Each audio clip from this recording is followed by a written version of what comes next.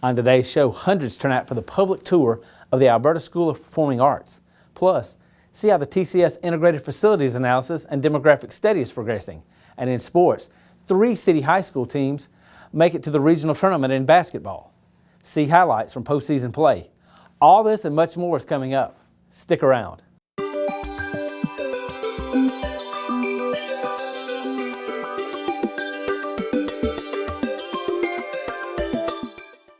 Hi, thanks for joining us today on Inside Tuscaloosa City Schools. I'm Eddie McClinton. First off, the City Schools recently received some fantastic news as West Lawn Middle School is now off the failing schools list. Congratulations to those hardworking faculty and students for that accomplishment. Well, students recently began attending a new school in Tuscaloosa, and officials opened the doors so the public could take a closer look at this fantastic new facility. Caroline Doral has been singing her entire life. So when her parents told her about the Alberta School of Performing Arts, she was ecstatic. She's been really excited. When we told her, hey, they're going to build, when they rebuild Alberta Elementary, it's going to be for the performing arts. She wanted to know, well, what was that? We said, well, you know, it's singing, it's dancing, it's theater. And when we explained that to her, I mean, her eyes just lit up. It made me excited that I have a little bit more of options. Caroline is an upcoming 6th grader. Middle school students have to try out to be accepted to the school. So Caroline plans to sing and act her way into the program. Well, I'm in the Alabama Choir School, so I have professionals teaching me how to sing, and I've had many people tell me that I'm great at theater, so.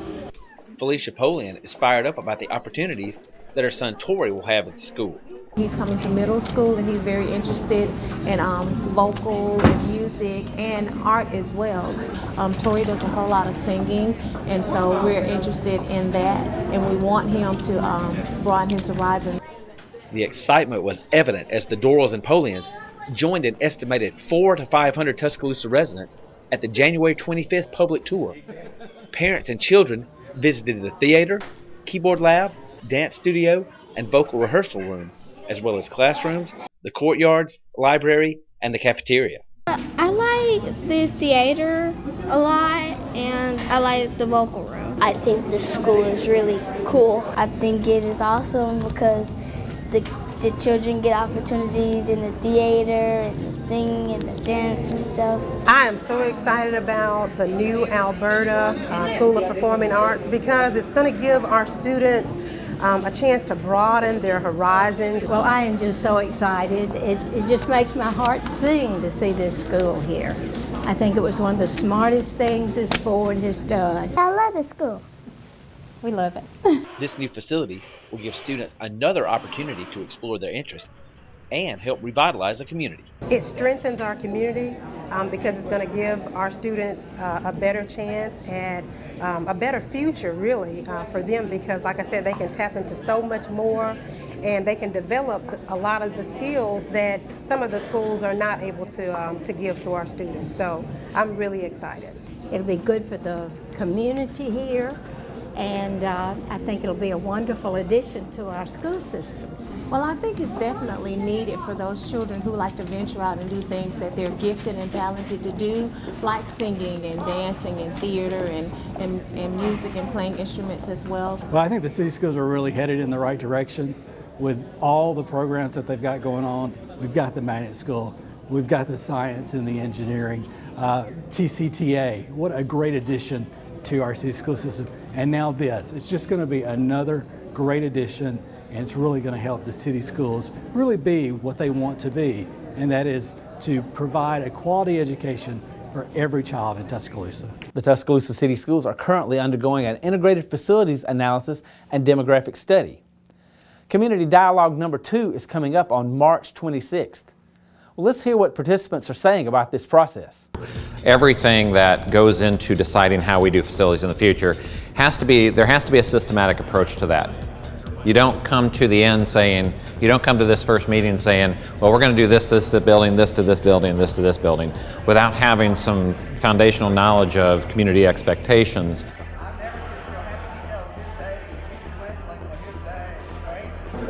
I don't know.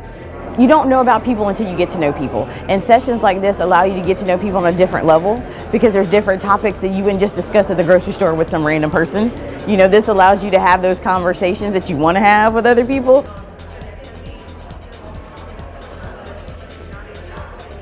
I think there are few things more important than our schools for the overall health of our community. And so whether people have kids in the system or not, they ought to care about what's going on in our public schools. I don't have a child in the school system, but I'm here because I think it's important to be proactive in knowing what's going on in the school system here in Tuscaloosa, as I know it affects the quality of life.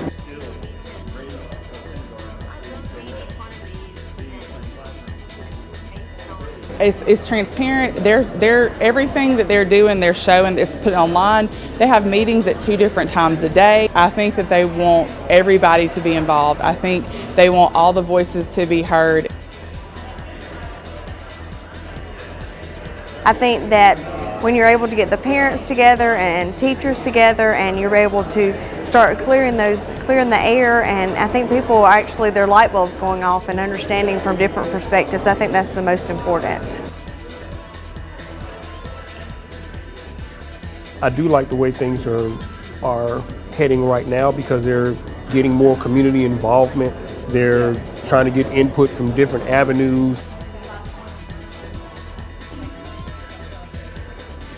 But the next step has to be creating the rules to plan by. That's about as good a term I can put this as, is that we need rules to live by when we're making decisions about your facilities and how your students are going to be educated. Students at a local school got a lesson that was designed to bridge the past with the future and give students a wake-up call.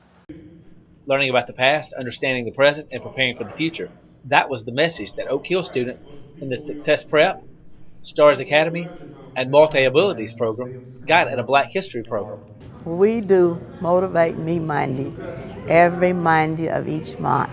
And this month is Black History Month, so we did a panel discussion. We brought people from the community to motivate the children this morning on past, present, and future. City Council President Harrison Taylor talked to students about growing up in a time of segregation and how he experienced the struggles of blacks. I want you to imagine our downtown, no blacks at the bank, no blacks at City Hall, no blacks at the courthouse. Pastor Schmidt Moore talked about the importance of doing things now to improve life for the future. Present is most important because what you do in the present will determine what you're going to be able to do. Tuscaloosa Police Chief Stephen Anderson talked to students about the importance of education for their futures. If you just put a little bit of effort into it, that you can become somebody. If you come to school with the purpose to learn. The goal of Motivate Me Mondays is obviously for the message to reach students and make a long-term difference in their lives. I hope they've got what life will look like from looking back from what was said in the past and what we need to do for the present and how to live in the future and not make the same mistakes that others have made. And they need to know that unless you change your ways of doing things or participating and really just living life, that you'll end up where you don't want to be in the future. Because I was here, I get to go to college with my dreams. In middle and high school, chronic absence is associated with lower graduation rates for all students. My shot at a college athletic scholarship started here.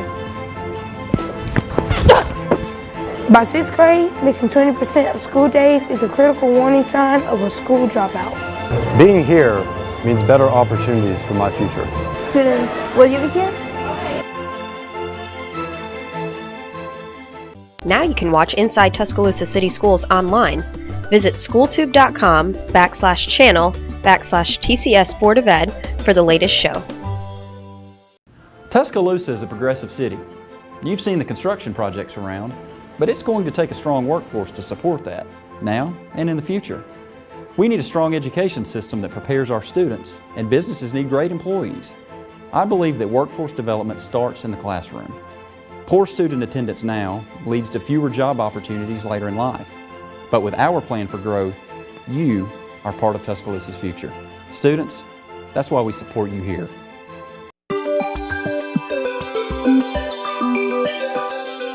Teachers across Tuscaloosa are preparing the next generation of leaders, and their efforts are made easier with your support.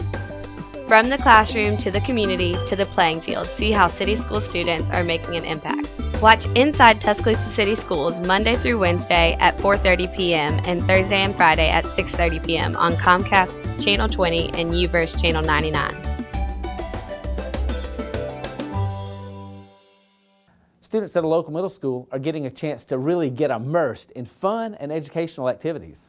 Throughout the school year, Rock Quarry Middle School students have been participating in hands-on activities that challenge them and make their learning fun. And we're sharing each of these special days that we do.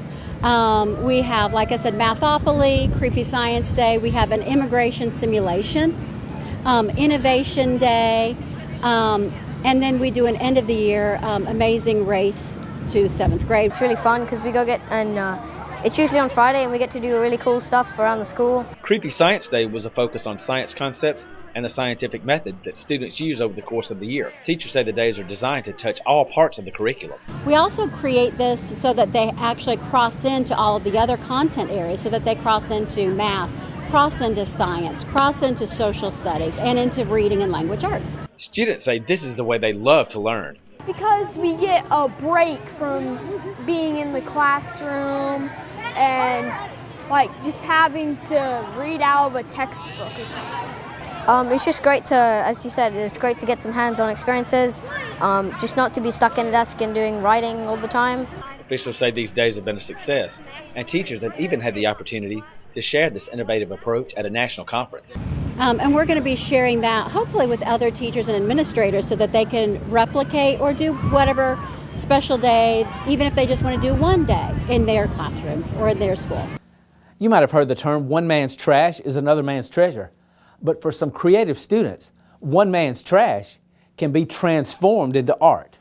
Plastic bottles and other household trash to create their works of art. But they're also learning more about the dangers that these products pose to our environment. First gave all grades 6th, 7th, and 8th grade the problem of the overwhelming consumption that America has and the production of trash globally. And the kids had to do research on that issue and come up with a project where they could show awareness on a certain issue, such as trash, and do that through an art project. Students describe the process of creating their projects. Well, me and the boys decided, our first idea was we was going to build like a giant trash can out of bottles, but he came up with the idea of making the American flag out of plastic bottles. We gathered all the bottles together and we laid them out and we hot glued each of them top to bottom. And then we spray painted them and put them in rows. On some of the leaves, there are fact leaves. And for example, this one says, pulp and paper mills are among the worst polluters to the air. So that means that the worst pollution to the air, from cars or from factories, but that's not the worst. The paper mills are, which is what is causing the deforestation. Too many absences in kindergarten could lead to lower academic performance in 1st grade.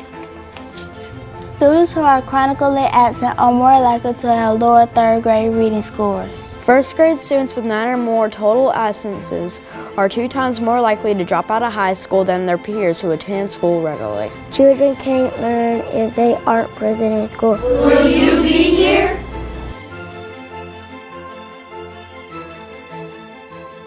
For up-to-the-minute notices on important Tuscaloosa City Schools happenings, follow us on Twitter at TCS Board of Ed.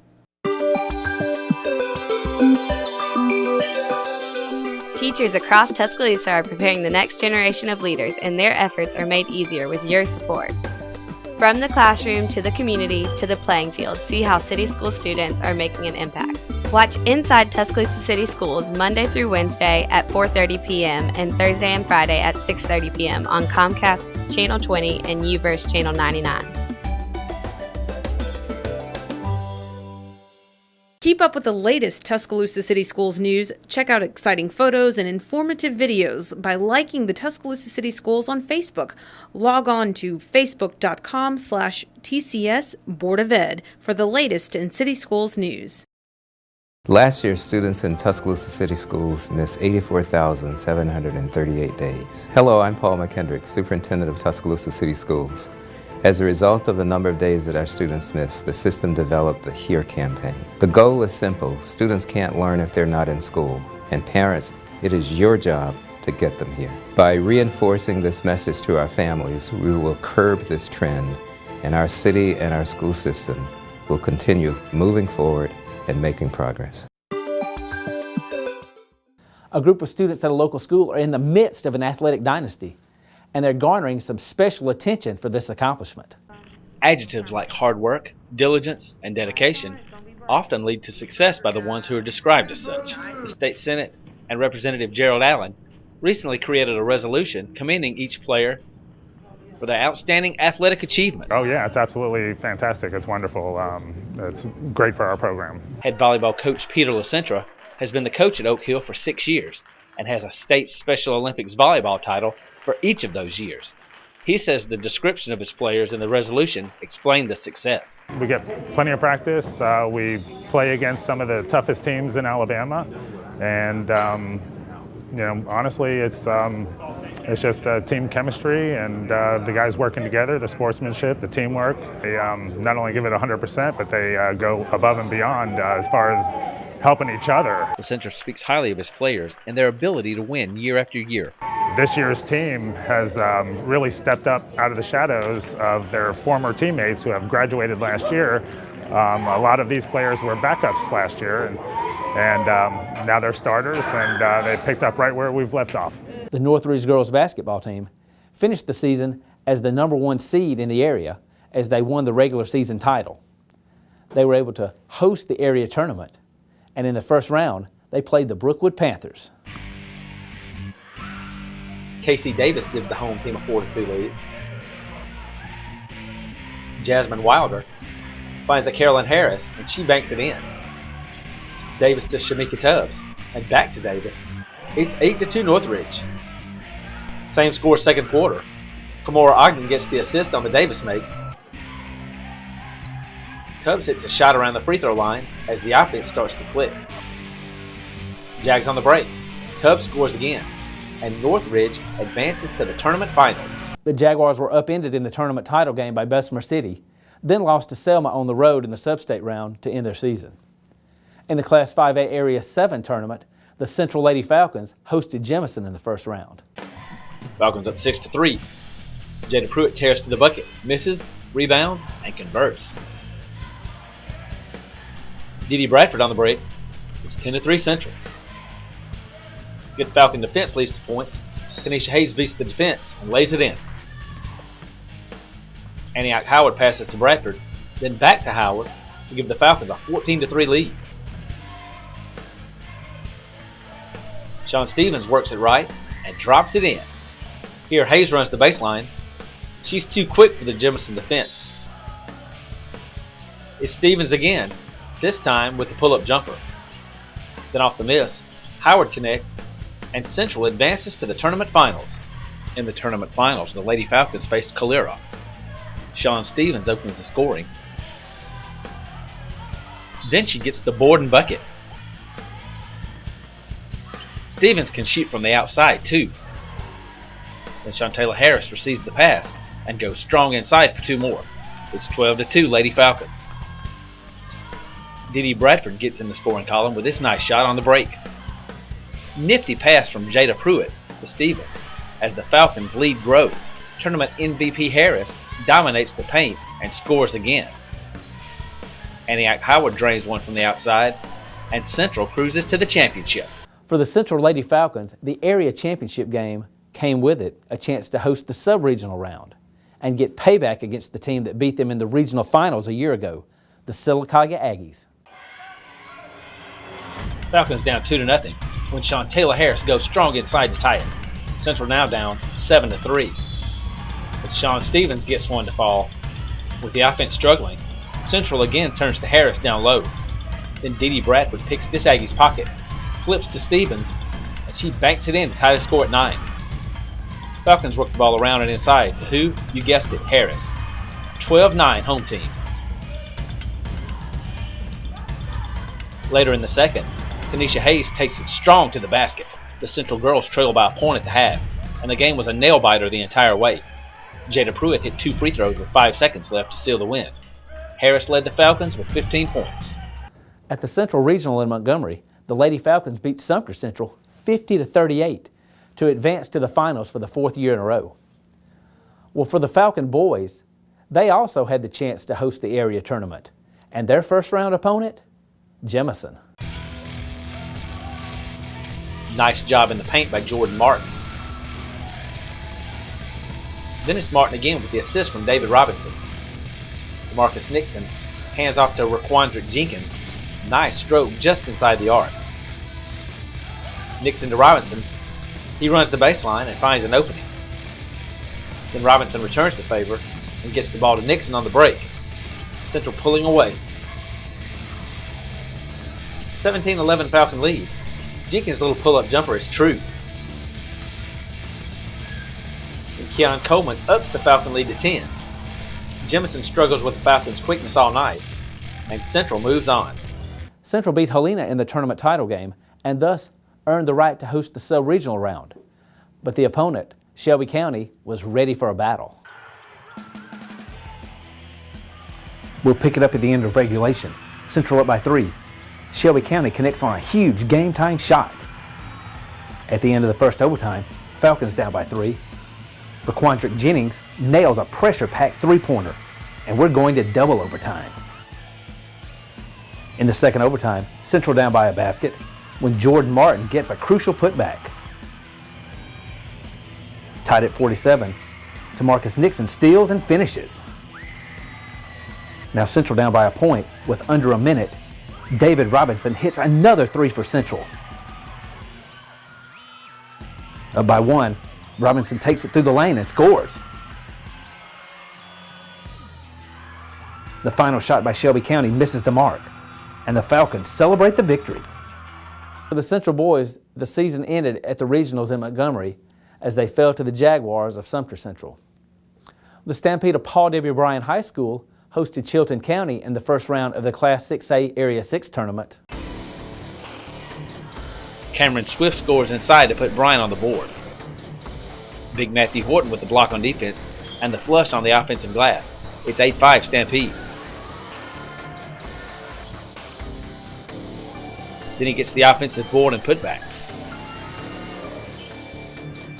Devon Brown pops a three-pointer from the left side. On the break, Sterling Hinton finds a soft iron for 2 more.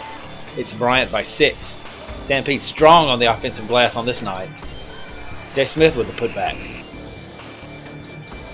And Brown hits from the outside again. He can score inside too. The Stampede will battle Hillcrest for the area title. So the Paul W. Bryant Stampede boys make it to the sub-regional round, and as luck would have it, their opponent was city rival, the Northridge Jaguars. On the breakaway, DeMarcus Jernigan scores the game's first points. Big Matthew Horton gets his team on the board. It's 6-2 Jaguars. Jernigan again, the nice stroke puts Northridge up by 6. But the quickness of Kevon Brown comes into play. Brown tears through the lane again, but misses. Cameron Swift is there for the putback. Swift with another fantastic play, and he's fouled. On the other end, Graham Limbaugh gives the Jaguars a spark. But Horton's inside presence is huge for the Stampede. Sterling Hinton's big 3 closes the gap. These two battle into overtime, but Bryant comes out on top. In Montgomery, the Bryant Stampede boys won their Sweet 16 matchup to advance to the Elite 8, 1 win away from the Final 4. Well, for college football fans, the first Wednesday of each February is akin to a national holiday. National College Football Signing Day is a life-changing experience for student athletes, including 2 from Central High School. Central High School seniors Lester Cotton and Malik Hamner signed scholarships to play college football. With hundreds in attendance, Cotton made a less than surprising pledge to sign with the hometown Alabama Crimson Tide. I'm excited. It's a blessing to be attending the University of Alabama. It's another step forward. That's a dream come true. That's home. The first thing I'm looking forward to when I get to the University of Alabama is getting in the weight room quick as possible, learning the arm, skiing with Coach Cochran, getting in the classroom with the teachers, learning my way around the campus. Alabama commit for nearly a year, Cotton has been the subject of in-depth media coverage since last summer. He said he is glad the recruiting process is over. Yeah, I'm glad. There's a lot of stress that's off me now. I can relax now with my family. Rivals Recruiting Service ranked him the #2 offensive guard in America. He earned All-State and played in the Alabama-Mississippi All-Star Classic and the Under Armour All-American game. With the departure of 3 linemen from the Crimson Tide's SEC championship team, Cotton's skills may give him a chance to play early. Pass protection and run block. I can do both. It don't matter. Hamner will play defensive end for the Tigers of Jackson State University. I'm very excited to be attending Jackson State. It's a blessing for me to be able to go to college. I just love the campus and their college courses and their football team. He says one of his strengths as a player is his ability to rush the passer. They love my size, my power, the speed I have come off the edge. They like a lot. Hamner plans to study architecture in college and says his 2 years at Central High have gotten him to this place. When I came in, everybody took me in like I was here ever since my 9th grade year. And they pushed me since the first day in the weight room. They pushed me in there. They pushed me on the first day on the field. Central is a great place to be. It's a lot of family here. It's like family here. Central Falcon head coach Dennis Conner has been a part of many signing days and says he is happy for the signees of 2015. I'm very proud of those guys because number one is, I hope by their teammates seeing that all they have to do is continue to work hard, and the hard work will always pay off. A Northridge High School athlete is another in a long line of softball players to take their talents to the collegiate ranks. Carrie Irvin, flanked by her parents, signed to play at Faulkner State Community College in Bay Minette. I've been working all my life for a softball scholarship, and it's going to feel awesome to be finally a collegiate athlete. Irvin can play a number of positions and handle the bat too. She talks about what attracted her and Faulkner to each other. I guess I like that it's family-based, the team, the coach. I like the small community college. I just like the atmosphere about it. Last year I hit over 400 and I had 2 home runs, something like that. But travel ball, last summer I hit over 600 and had 6 or 7 home runs. And I think that's when they started recruiting me, was travel ball, summer ball. Her coach says she also has the intangibles that colleges are looking for in a player. I think her leadership qualities probably attracted them a little bit more to her. She's a great leader. She's doing a great job leading this young team that we have this year, and I expect big things from her. Irvin is the 7th Jaguar player in the past few years to play in college. She credits the program with developing her and hopes it carries down to younger players. The strength of this program is outstanding. Our coach is outstanding. Players are the ones that want to come out here and work. And so without that, you don't have anything. So I think that's what has drove me to be who I am today. It's an inspirational thing, definitely. I remember when I was little and the seniors, I looked up to them big time. So I know that the way I used to feel, they probably feel too. And it makes them want to work harder and do better, definitely. With cameras rolling and friends and family in attendance, a local high school student athlete recently made a public announcement. I choose to continue my baseball career at Wallace-Selma. And with that, Sam Carty will become a student and member of Frank Elliott's baseball program at Wallace Community College in Selma next fall. It's the fulfillment of a dream come true for Carty. I just signed a full baseball scholarship to Wallace-Selma Community College. It's surreal. It's great to sign a scholarship. It's always been my dream to play college baseball, and now it's coming true. He hit .437 with 35 stolen bases and a whopping .571 on-base percentage as a junior.